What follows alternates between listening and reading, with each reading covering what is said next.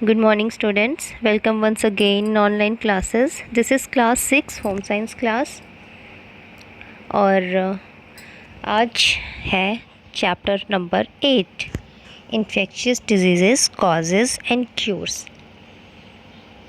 This is a very important chapter for all of you क्योंकि जो time है इस टाइम से हम लोग इस समय गुजर रहे हैं, सिर्फ हम ही नहीं, होल वर्ल्ड, एंटायर वर्ल्ड। तो ये एक तरीके का इन्फेक्शियस डिजीज़ ही है।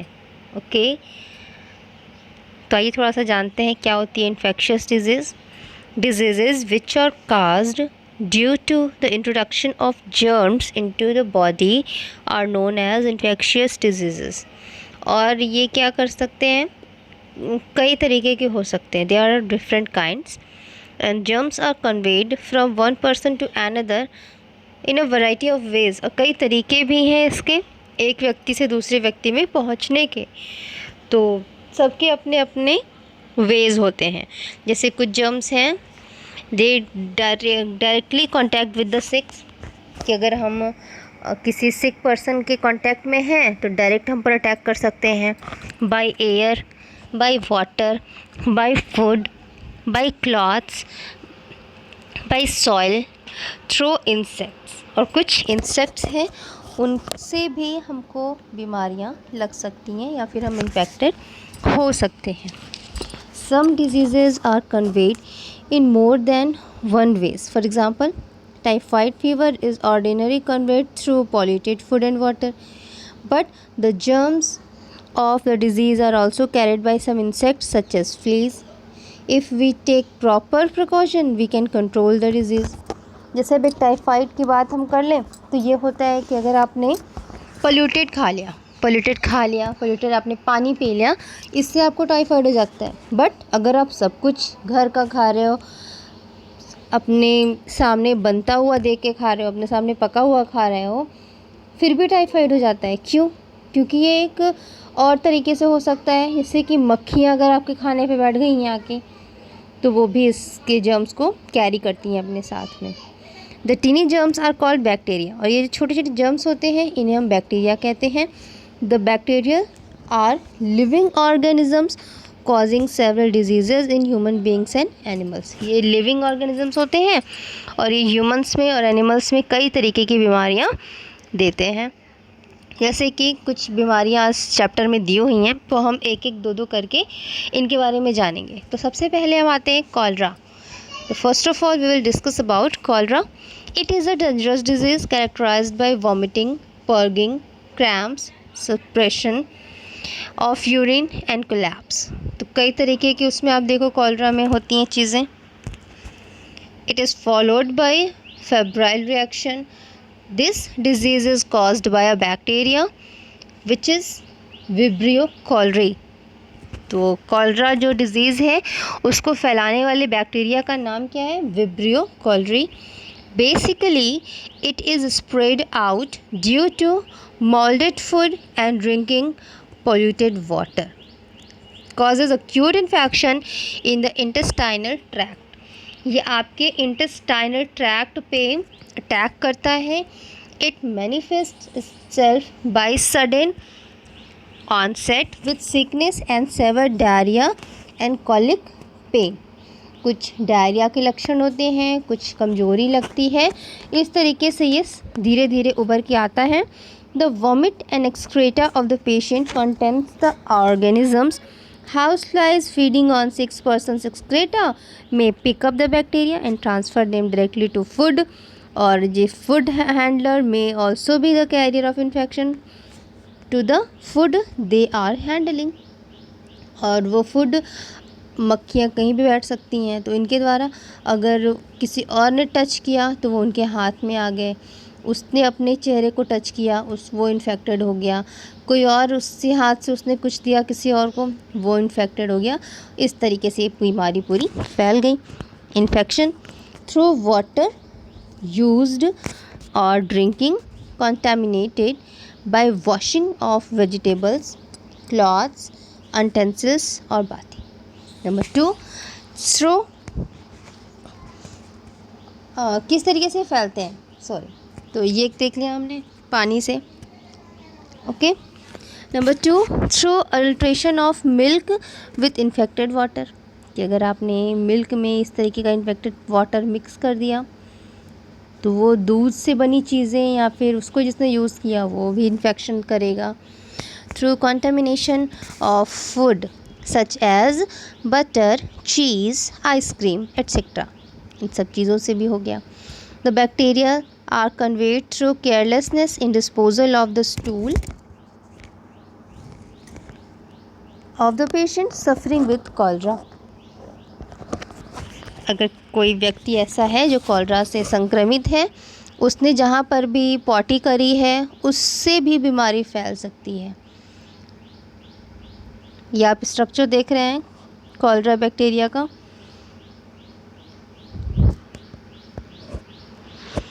ओके, अब देखिए इंक्यूबेशन पीरियड क्या है इसका। अच्छा, आपको पता है इंक्यूबेशन पीरियड होता क्या है? नहीं पता।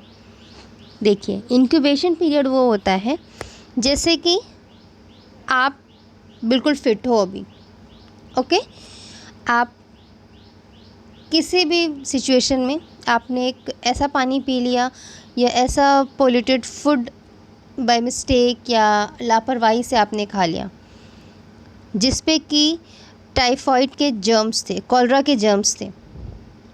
अभी आपको नहीं पता है कि आपने ऐसा कुछ खाया है, क्योंकि ये दिखाई तो देते नहीं हैं। कुत्ते बिल्ली तो है नहीं कि आपको दिख रहे हैं कि आपको काट रहे हैं या आपके साथ कुछ कर रहे हैं, तो ये दिखते नहीं हैं। सपोज़ आपने आज खा लिया, ओके, फिर दूसरे दिन या तीसरे दिन आज आप बिल्कुल ठीक हो, अभी ऐसा नहीं है कि ये आपने कॉलरा वाला जो खाना पीना खा लिया बीमारी से इन्फेक्टेड तुरंत ही आप इफ़ेक्ट हो गए। नो, तुरंत आपको कुछ नहीं होगा, आपने ऐसा देखा भी होगा।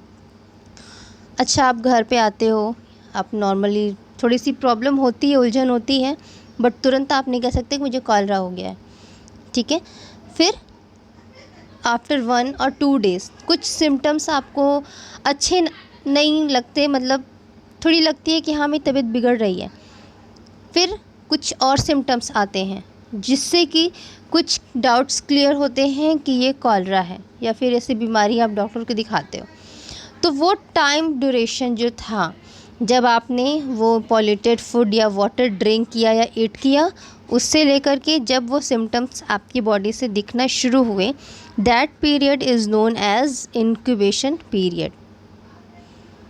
और एक बार जब सिम्टम्स आ गए तो फिर आपने दवाइयाँ शुरू कर दी, उससे फिर मतलब नहीं, ठीक। जब तक वो सिम्टम्स सामने से नहीं क्लियर हुए थे तब तक का जो ड्यूरेशन था दैट इज़ इंक्यूबेशन पीरियड।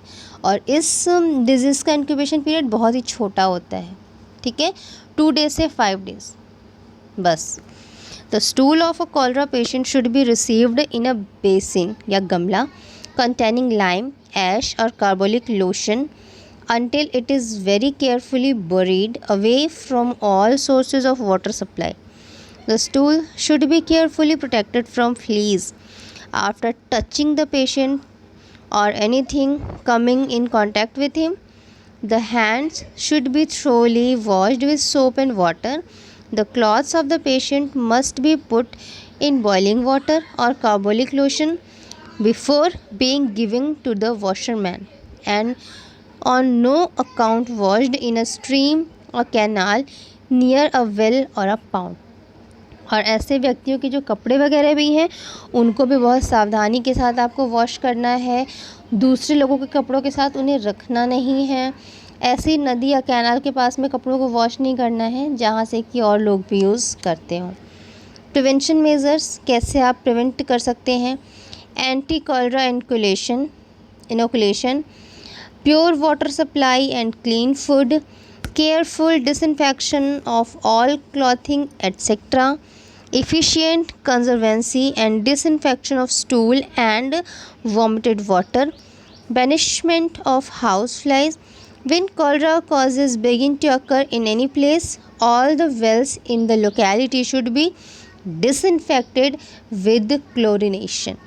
कि अगर आपको लगे कि आसपास में कहीं पर ये बीमारी फैल रही है, तो अगर वहाँ पे कोई वेल वगैरह है, कुआं तालाब कुछ भी है, सबसे पहले आपको उसको डिसइंफेक्ट करना है। कैसे करना है? क्लोरीन की सहायता से, ठीक है। That process is known as chlorination. During the period that the epidemic lasts, a guard should be stationed at each well to prevent people from washing or bathing on or near the well. और जब तक ये epidemic, ये महामारी पूरी तरीके से ठीक नहीं हो जाती है, एक गार्ड लगाना चाहिए, एक सिक्योरिटी पर्सन लगाना चाहिए जो कि उस कुएं की देखरेख कर सके, हर जगह के कुएं की देखरेख कर सके आसपास के इन्फेक्टेड एरिया की, ताकि कोई उसके आसपास या वहाँ पर बैठ कर के नहा ना सके, कपड़े ना धुल सके। It is preferable to drink boiled water.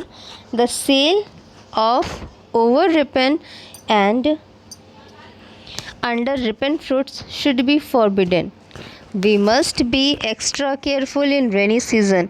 We should not eat anything which is open, as it may contain germs and dust. We should not drink even in fairs and avoid taking any food material.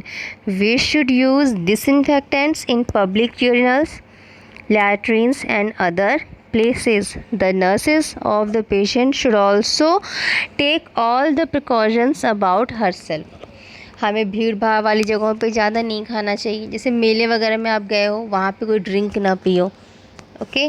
फुल्की के बड़े शौकीन होते हैं लोग, but उसका पानी कभी इमेजिन भी कर लिया करो कि वो आपकी तरह आरओ वाटर यूज़ नहीं करेगा उस पानी को बनाने के लिए, ठीक है। तो बाहर की फुल्की खा के अक्सर लोग बीमार पड़ते हैं, लेकिन फिर भी खाते हैं, ठीक है। तो आज के चैप्टर में बस इतना ही। अब नेक्स्ट वीडियो में हम लोग नेक्स्ट डिजीज़ को डिस्कस करेंगे। Till then students, take care, good bye.